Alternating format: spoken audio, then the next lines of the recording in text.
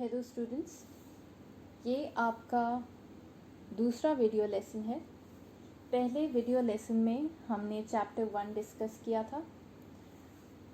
हमने जाना था कि आर्ट क्या होती है, उसका क्या मीनिंग्स होते हैं, और हमने जाना था कि एलिमेंट्स ऑफ आर्ट क्या होते हैं और प्रिंसिपल्स ऑफ आर्ट क्या होते हैं। और हमने कुछ और इम्पॉर्टेंट टर्म्स डिस्कस किए थे आर्ट से रिलेटेड। ये दूसरा वीडियो लेसन है। इसमें हम चैप्टर 2 और चैप्टर 3 डिस्कस करेंगे। हम जानेंगे षडंग यानी कि 6 लिम्स ऑफ इंडियन आर्ट, इसके बारे में, और हम जानेंगे कि आर्ट अलग अलग स्टेजेस से होके कैसे विकसित हुई, कैसे डेवलप हुई। तो चलिए शुरू करते हैं आज का लेसन। सबसे पहले हम जानेंगे षडंग के बारे में। षडंग क्या होता है? षडंग यानी कि the 6 limbs of Indian art. Limbs का मतलब हाथ पैर। षडंग एक संस्कृत का वर्ड है जिसको अगर हम तोड़ें तो षड और अंग इस तरह से इसे तोड़ते हैं। षड मतलब 6, अंग मतलब पार्ट्स, यानी कि 6 पार्ट्स या 6 लिम्स यानी कि 6 शरीर के हिस्से। हमें संस्कृत का एक पुराना श्लोक मिलता है जो कि 6 इम्पॉर्टेंट एस्पेक्ट्स ऑफ पेंटिंग के बारे में बात करता है, यानी कि 6 महत्वपूर्ण अंग जो हैं पेंटिंग के, आर्ट के, जिनके बिना आर्ट कंप्लीट नहीं हो सकती, आर्ट नहीं बनाई जा सकती, उसके बारे में ये श्लोक कहता है। ये श्लोक बहुत सारे प्राचीन भारतीय लेखों में पाया गया है, जैसे कि विष्णु धर्मोत्तर पुराण के चित्रसूत्र में और यशोधर पंडित की जय मंगला में, वात्स्यायन की कामसूत्रा में, इन सभी में, और ऐसे कई सारे एंशिएंट इंडियन टेक्स्ट हैं, यानी कि प्राचीन भारतीय लेख हैं जिनमें ये श्लोक पाया जाता है। अब ये श्लोक क्या है, ये क्या कहता है और कौन से 6 इम्पॉर्टेंट एस्पेक्ट्स हैं इंडियन पेंटिंग के, इसके बारे में हम आगे जानते हैं। ओके, अब इस स्लाइड में आप देख रहे हैं कि षडंग का जो श्लोक है वो ऊपर लिखा हुआ है संस्कृत में, देवनागरी लिपि में, और नीचे लिखा हुआ है वही श्लोक रोमन लिपि में। मैं आपको एक बार ये श्लोक पढ़ के बताती हूँ। रूप भेद प्रमाणानि भाव लावण्य योजनम सादृश्यम वर्णिका भंग इति चित्रम षडंगकम। नीचे रोमन लिपि में भी यही लिखा है, आप इसे पढ़ सकते हैं। अब इसका मीनिंग क्या है, इसका अर्थ क्या है, हम आगे जानते हैं। ओके, अब इस स्लाइड से हम जानना शुरू करते हैं षडंग के बारे में, यानी कि कौन से 6 पार्ट्स हैं या 6 लिम्स हैं इंडियन पेंटिंग के। पहला, रूप भेद, यानी कि द नॉलेज ऑफ अपीयरेंसेस, यानी कि चीज़ें कैसी दिखती हैं, कैसी अपीयर होती हैं, इसका ज्ञान। रूप भेद signifies accurate draftsmanship and the importance of forms, यानी कि हम जो फॉर्म्स बनाते हैं, यानी कि जो रूप बनाते हैं अपनी पेंटिंग में, उनकी एकदम सही और सटीक प्लानिंग के साथ उन्हें ऐसा बनाया जाए कि हर फॉर्म एकदम सही अपीयर हो। जो चीज़ जैसी दिखती है, जैसी होनी चाहिए, वो वैसी ही दिखे, वैसी ही अपीयर हो। It not only stresses on the knowledge of form but also on the subtle and stark difference यानी कि भेद of forms. ये जो पहला पार्ट है षडंग का रूप भेद, ये ना सिर्फ ये कहता है कि एक अच्छे आर्टिस्ट को अच्छी नॉलेज होनी चाहिए अलग अलग तरह के फॉर्म्स की, यानी कि अगर वो मनुष्य बनाए, ह्यूमन बनाए तो वो ह्यूमन लगे, प्लांट बनाए तो प्लांट लगे, और जो चीज़ बनाए वो वैसी दिखे. ना सिर्फ ये नॉलेज होनी चाहिए बल्कि उसे बारीक जो डिफरेंसेस होते हैं और जो बड़े बड़े डिफरेंसेस होते हैं, यानी कि जो भेद होता है अलग अलग फॉर्म्स के बीच में, वो भी वो समझे और उसे भी बहुत अच्छे से बना सके. फॉर एग्ज़ाम्पल, जैसे कि एक जो व्यूअर हो, जो देखने वाला हो, जो पेंटिंग को देख रहा हो, काम को देख रहा हो, वो देख के ही बता सके कि ये एक सोता हुआ आदमी बनाया है या फिर एक डेड आदमी बनाया है, मरा हुआ आदमी बनाया है.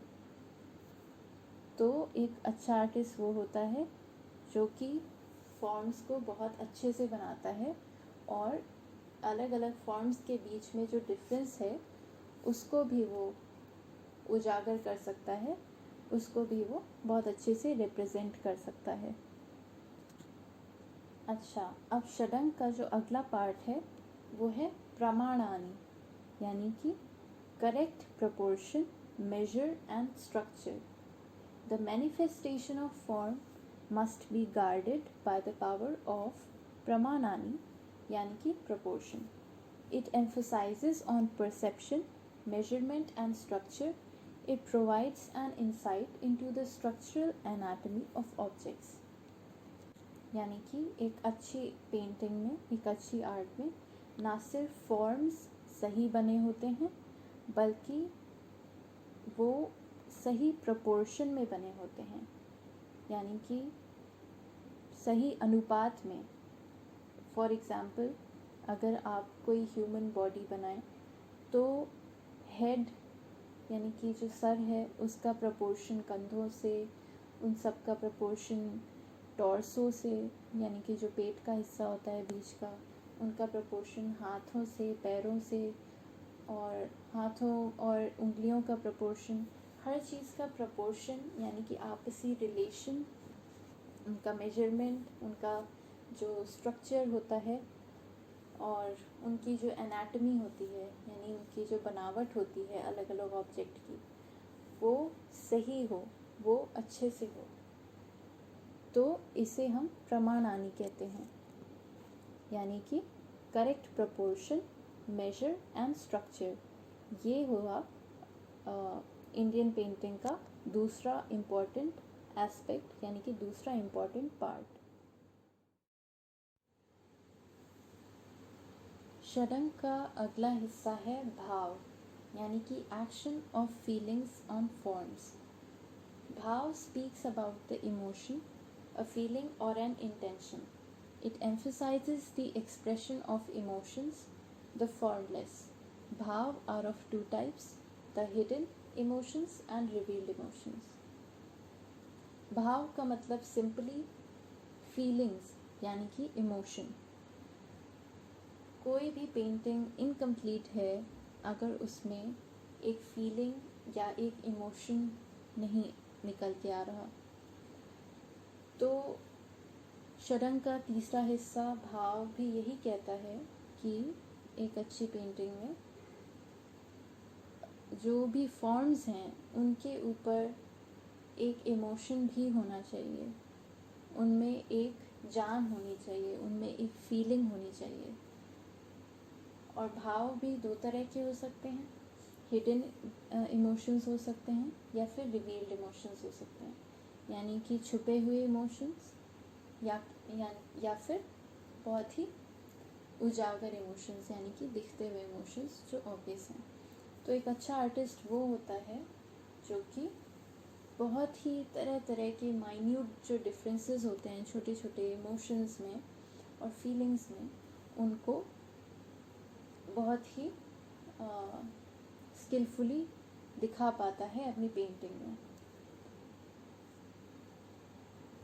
चाहे वो उन फीलिंग्स को यानी कि उन भावों को चाहे वो फेशियल एक्सप्रेशन से दिखाए या बॉडी लैंग्वेज से दिखाए या जिस तरह के कलर्स यूज़ किए हैं उससे भी वो फीलिंग को दिखा सकता है, या फिर जिस तरह का मौसम वेदर मूड क्रिएट किया है उसने अपनी पेंटिंग में उससे भी वो भाव जगा सकता है, उससे भी वो पेंटिंग में अपना भाव दिखा सकता है।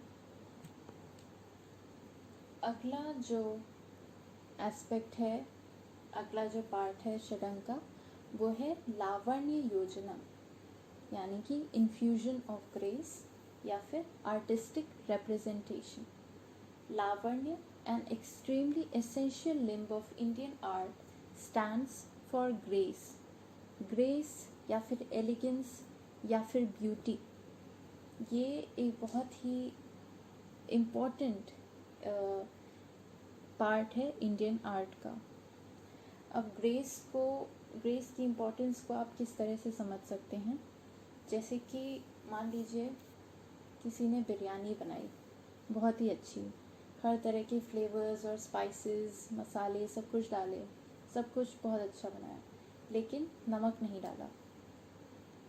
जिस तरह से बिरयानी बिना नमक के बेकार है, उसी तरह से एक पेंटिंग बिना लावण्य के यानी कि बिना ग्रेस के, बिना ब्यूटी के, बिना डेलिकेट यानी कोमलता के, उसके बिना बेकार है।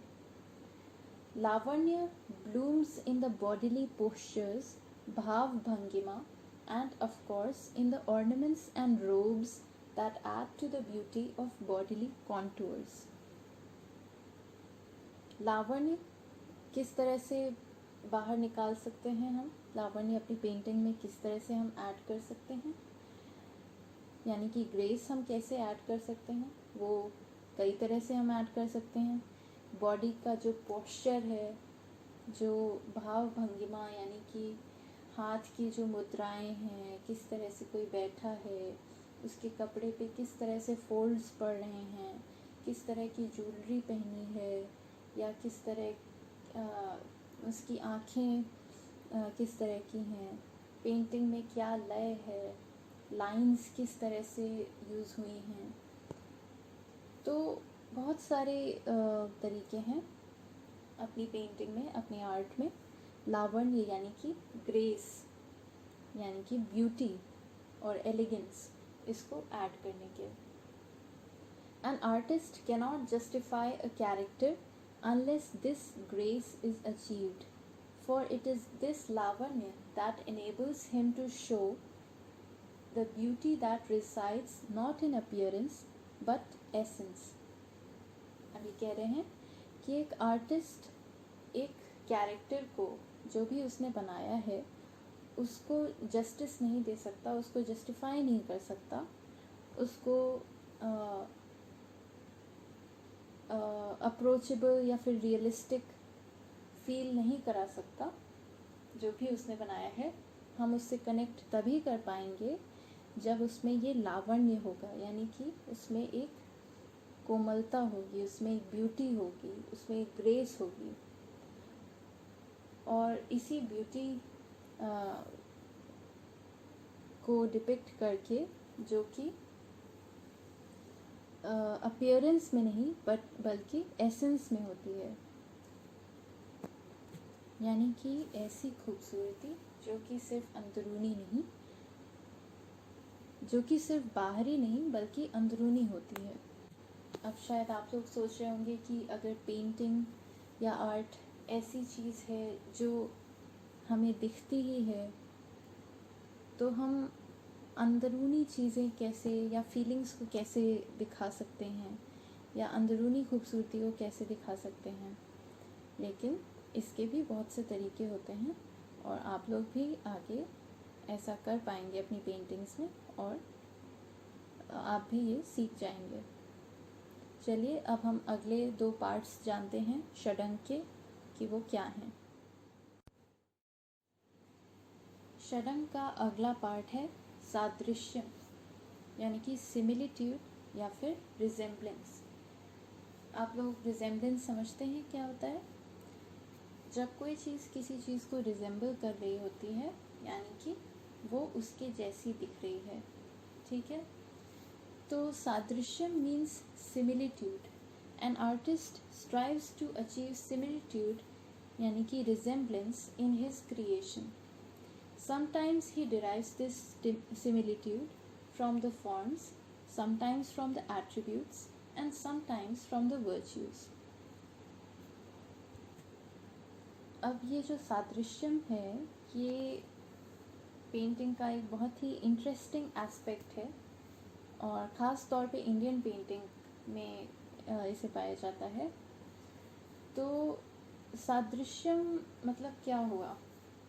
जैसे कि आपको एग्जाम्पल देते हैं कि इंडियन पोइट्री में भी कई बार पोइम्स में और कई बार गानों में भी आपने सुना होगा कि किसी एक चीज़ को किसी और चीज़ से कंपेयर किया जाता है। जैसे कि एक औरत के बालों को कंपेयर किया जाता है घने बादलों से या छाँव से या सांप से। हाँ, जिस तरह से ये कंपैरिजन इंडियन पोएम्स में किया जाता है, उसी तरह से ये कंपैरिजन इस तरह का उसी तरह से दोनों के बीच में एक लिंक इंडियन पेंटिंग में भी ढूंढा जाता है।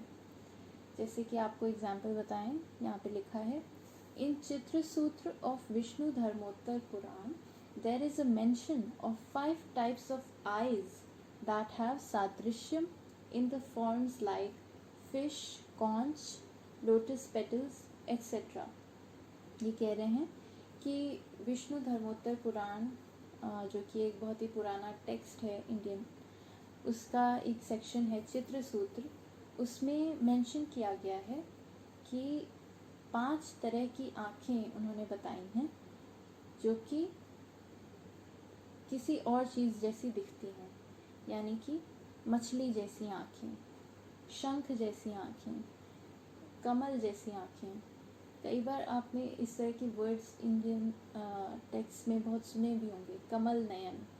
हाँ, तो इंडिया में ये बहुत कॉमन है, चाहे पेंटिंग हो, चाहे पोइट्री हो, गाने हों। अक्सर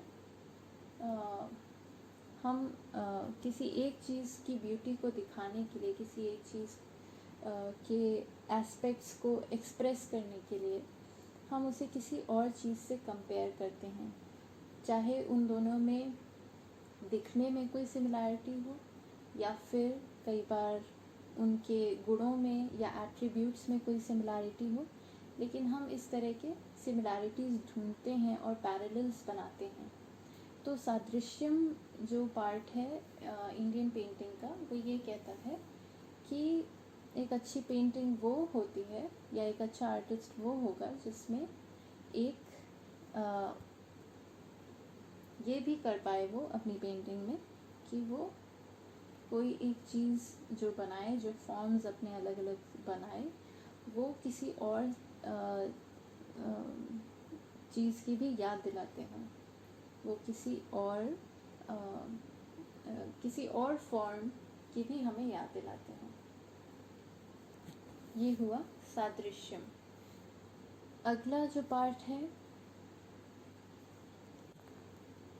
और ये हमारा आखिरी पार्ट है षडंग का, वो है वर्णिका भंग, यानी कि the artistic manner of using the brush and colours.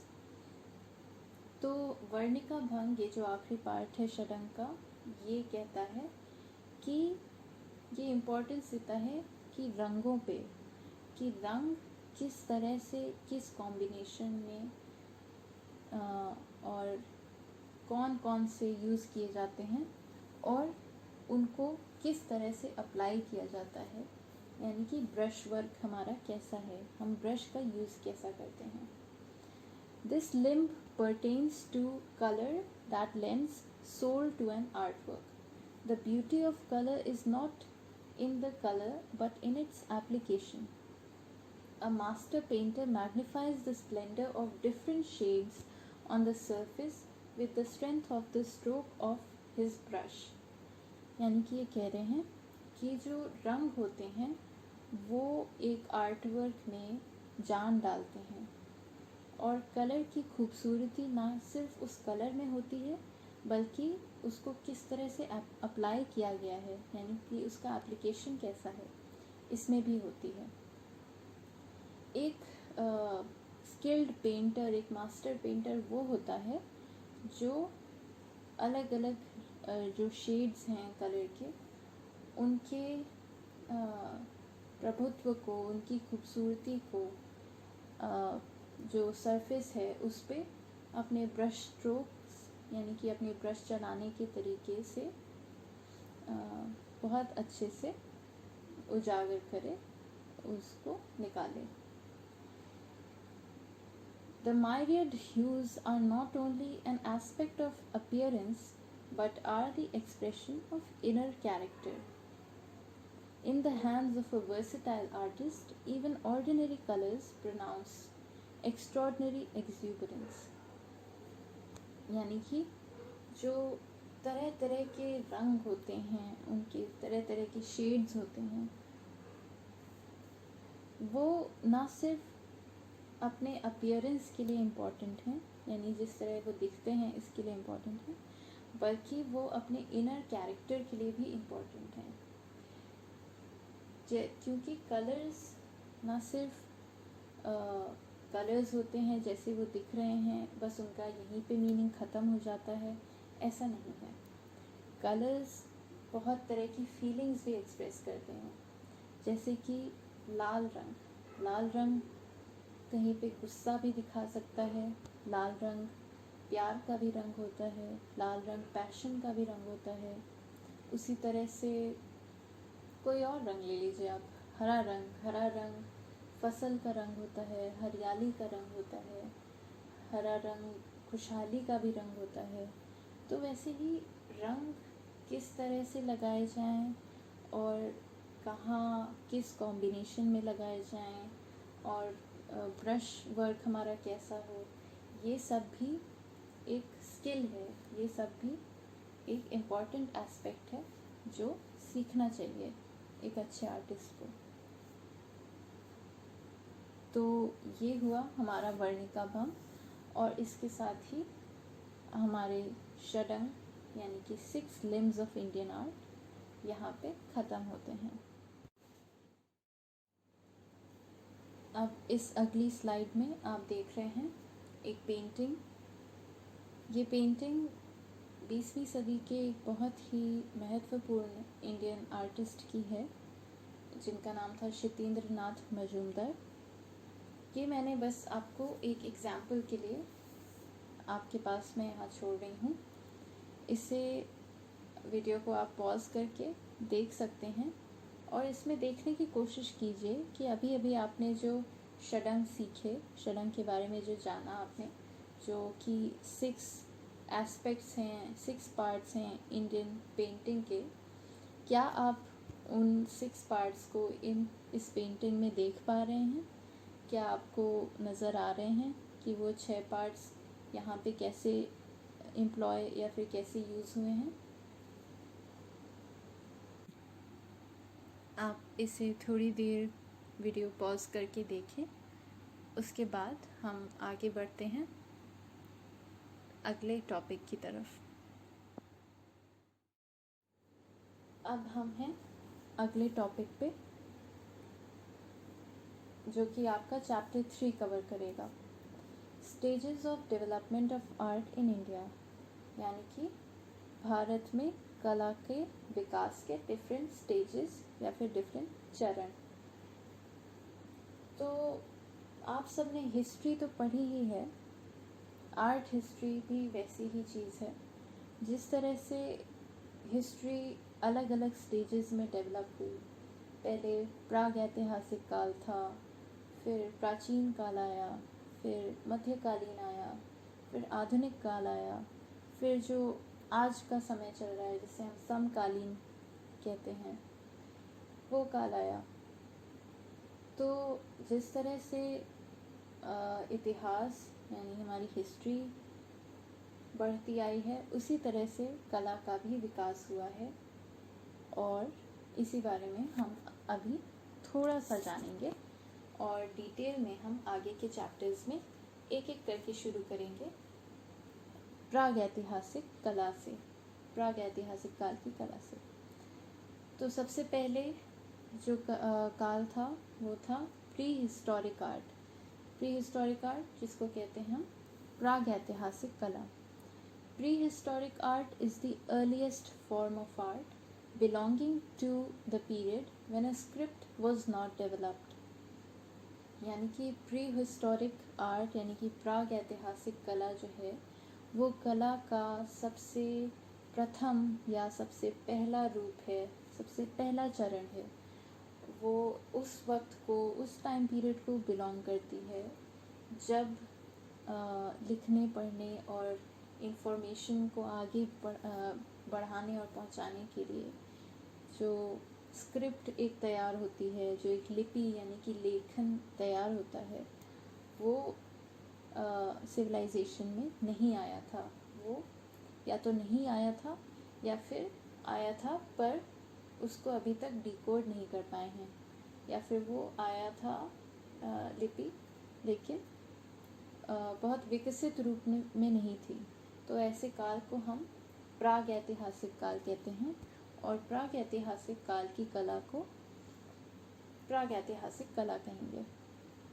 प्राग ऐतिहासिक कला के एग्जाम्पल्स हमें कहाँ मिलते हैं? जो पुरानी केव्स यानी कि गुफाएं पाई गई हैं, उनमें अक्सर हमें केव्स की दीवारों पे हमें केव पेंटिंग्स मिलती हैं। तो एक वो एग्जाम्पल है। दूसरा एग्जाम्पल है इंडस वैली सिविलाइजेशन की आर्ट। जो सिंधु घाटी सभ्यता थी हमारी, या इंडस वैली सिविलाइजेशन जिसे कहते हैं, वहाँ से हमें कई तरह की आर्ट के नमूने मिले हैं स्कल्पचर के फॉर्म में। कई बार जो मटके होते थे उस पर जो डिज़ाइंस की गई हैं उनके फॉर्म में, और मुहरें मिली हैं हमें। इसी तरह से और भी बहुत कुछ, हम इसके बारे में डिटेल में आगे जानेंगे।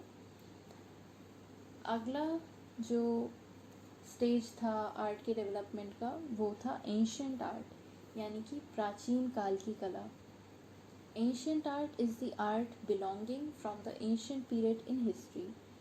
जाहिर सी बात है एंशिएंट काल, एंशिएंट आर्ट क्या है यानी प्राचीन काल की कला क्या है? वो कला जो कि प्राचीन काल में विकसित हुई। उसके एग्जाम्पल्स आपको मैं बता रही हूँ कुछ, यानी कि जो स्कल्पचर्स, पेंटिंग्स और आर्किटेक्चर यानी कि मूर्ति कला, चित्रकला और वास्तुकला, जो कि हमें Gupta period, Maurya period, Shunga period, Kushan period, ये सारे अलग अलग जो डायनेस्टीज़ थी नॉर्थ में, और साउथ में पल्लव, चालुक्य, राष्ट्रकूटा, चोल, ये सारी डायनेस्टीज़ थी साउथ में। इनके टाइम में जो आर्ट पैदा हुई, उत्पन्न हुई, उसे प्राचीन काल की कला कहेंगे या फिर एंशिएंट आर्ट कहेंगे। आपने इन सारी अगर सारी नहीं तो इनमें से कई जो डायनेस्टीज़ थी, कई इनके बारे में आपने पढ़ा होगा। तो उनके पीरियड में जो आर्ट पैदा हुई उसे प्राचीन काल की कला कहेंगे। तीसरा, medieval art. Medieval art is the art belonging to the medieval और द मिडिल पीरियड्स। तीसरा है मध्यकालीन काल की कला। मध्यकालीन काल की कला, मध्यकालीन काल में जो कला पैदा हुई उसे कहते हैं। इसके एग्जाम्पल्स आपको इंडिया में किस रूप में मिलते हैं? दिल्ली सल्तनत पीरियड का जो आर्किटेक्चर है वो, और मिनिएचर पेंटिंग्स और आर्किटेक्चर्स जो है, जो मुग़लों का बनाया हुआ, राजपूतों का और पहाड़ी जो राजघराने थे उनका बनाया हुआ।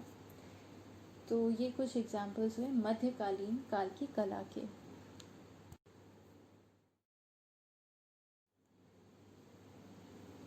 इसके बाद आई आधुनिक कला। आधुनिक कला का विकास कब हुआ? आधुनिक कला का विकास हुआ 19th century, late 19th century Bharat में बंगाल आर्ट मूवमेंट के राइज के साथ, यानी कि बंगाल कला आंदोलन, जो कि कला के क्षेत्र में एक बहुत बड़ा आंदोलन हुआ था, जो कि बंगाल से स्टार्ट हुआ था लेकिन फिर पूरे भारत में फैल गया था। इसके बारे में आप अगले साल पढ़ेंगे। तो बंगाल आर्ट मूवमेंट या बंगाल कला आंदोलन के शुरुआत के साथ जो कला इंडिया में आई उसे हम आधुनिक कला कहते हैं। ये कब आई? लेट 19th सेंचुरी में। ये एक ऐसी कला थी जो कि पश्चिम के यानी वेस्टर्न आर्ट में जो ट्रेंड्स चल रहे थे उनसे पैरेलल चल रही थी, यानी कि उनसे कदम से कदम मिला के चल रही थी। तो ये थी आधुनिक कला। इसके बाद हम आते हैं कंटेम्प्रेरी आर्ट पे। कंटेम्प्रेरी शब्द का मतलब होता है समकालीन, यानी कि अभी जो वक्त चल रहा है उसके साथ की। तो कंटेम्प्रेरी आर्ट यानी कि समकालीन कला कब शुरू हुई थी? It started in the second half of the 20th century और इन द 21st सेंचुरी। 20वीं सदी का जो दूसरा हिस्सा था उसमें कंटेम्प्रेरी आर्ट यानी कि समकालीन कला प्रोड्यूस होना शुरू हुई और वो अभी तक चल रही है। आसान शब्दों में समकालीन कला यानी कि कंटेम्प्रेरी कला को बस हम ये कह सकते हैं कि हमारे वक्त की आजकल की जो आर्ट है, आजकल के जो आर्टिस्ट हैं वो कंटेम्प्रेरी आर्टिस्ट हैं और आजकल की कला कंटेम्प्रेरी आर्ट है, यानी कि समकालीन कला है। तो ये आपका एक ब्रीफ यानी कि छोटा सा इंट्रोडक्शन था आर्ट के अलग अलग स्टेजेस के बारे में, कि आर्ट प्राग ऐतिहासिक काल से यानी कि प्री हिस्टोरिक टाइम से लेके समकालीन समय तक, हमारे करंट टाइम तक कैसे धीरे धीरे डेवलप हुई। अब इसके बारे में डिटेल में हम आगे के अपने चैप्टर्स में धीरे धीरे पढ़ेंगे। तो ठीक है स्टूडेंट्स, इसके साथ ही आपका ये दूसरा वीडियो लेसन भी ख़त्म होता है, जिसमें हमने चैप्टर 2 और चैप्टर 3 को कवर किया। आपका होमवर्क है कि आपको ये क्वेश्चन, मैं एक क्वेश्चन दे रही हूँ, इस क्वेश्चन का आंसर अपनी फाइन आर्ट्स की नोटबुक में लिखना है। इससे पहले जो आपने चैप्टर 1 का होमवर्क कर लिया हो उसके बाद ही ये चैप्टर 2 का होमवर्क करें। चैप्टर 2 का होमवर्क क्वेश्चन है, व्हाट इज़ षडंग और the 6 limbs of Indian art, right the श्लोक and explain all the parts. यानी कि षडंग क्या है, श्लोक लिखकर सभी हिस्सों को समझाएं, लिखकर समझाएं। ठीक है, तो इसे या तो आप इंग्लिश में कर सकते हैं या फिर इस होमवर्क को हिंदी में भी कर सकते हैं। जिस भी लैंग्वेज में इन दोनों में से आप कंफर्टेबल हों उसमें आप कर लीजिए। आपकी बुक भी इंग्लिश और हिंदी दोनों में अवेलेबल है। अगर आपको हिंदी में लिखना है तो भी आपको बुक में से हिंदी में मिल जाएगा ये लिखा हुआ। तो ये आपका होमवर्क है, इसे कंप्लीट करें। ओके स्टूडेंट्स, आज के लिए इतना ही।